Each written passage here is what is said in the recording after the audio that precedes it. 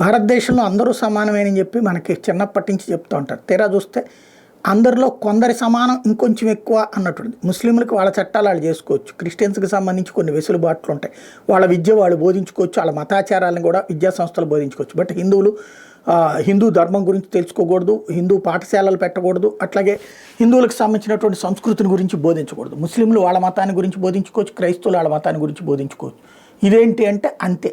ఇప్పుడు uniform civil code వచ్చిన తర్వాతన ఇప్పుడు దాని మీద చర్చించి దాన్ని నెగిటివ్గా మాట్లాడే వాళ్ళు గుర్తుపెట్టుకోవాల్సినటువంటి అంశం, సమానంలో కొంత అతి సమానత్వం వాళ్ళకెందుకు వర్తించింది, హిందువులు ఎందుకు అవమానపడ్డారు అన్నటువంటి అంశం అది పక్కన పెడితే, ఇప్పుడు యూనిఫామ్ సివిల్ కోడ్ ఉత్తరాఖండ్ తీసుకొచ్చిన దాంట్లో ముఖ్యమైనటువంటిది ఒకటేంటంటే చైల్డ్ మ్యారేజెస్ అబాలిషన్ జరుగుతుంది. 18 ఏళ్ళ అమ్మాయికి 21 ఏళ్ళ అబ్బాయికి ఏ మతంలోనైనా సరే అదే పాటిస్తారు.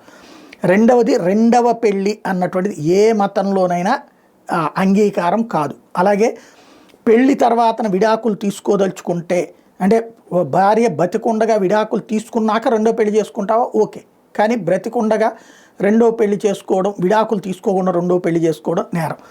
ఇకపోతే ఆడపిల్లలకు కూడా మగపిల్లలతో సమానంగా ఆస్తి హక్కు అన్నటువంటి యూసీసీలో మరొక కీలకమైనటువంటి అంశం. ఇది కాకుండా ఏదైతే లివ్ ఇన్ రిలేషన్స్ అంటే ఆడ మగ 18 ఏళ్ళు దాటినటువంటి వాళ్ళు పెళ్లి చేసుకోకుండా కలిసి ఉండటం అన్నటువంటి దాన్ని యాక్సెప్ట్ చేస్తారు. కాకపోతే రిజిస్టర్ చేసుకోవాలి. పెళ్ళి కాకుండా మేము కలిసి ఉంటున్నాము అన్నటువంటిది రిజిస్టర్ చేసుకోవాలి, లేకపోతే వాళ్ళ మీద వేరే కేసులు పెడతారు.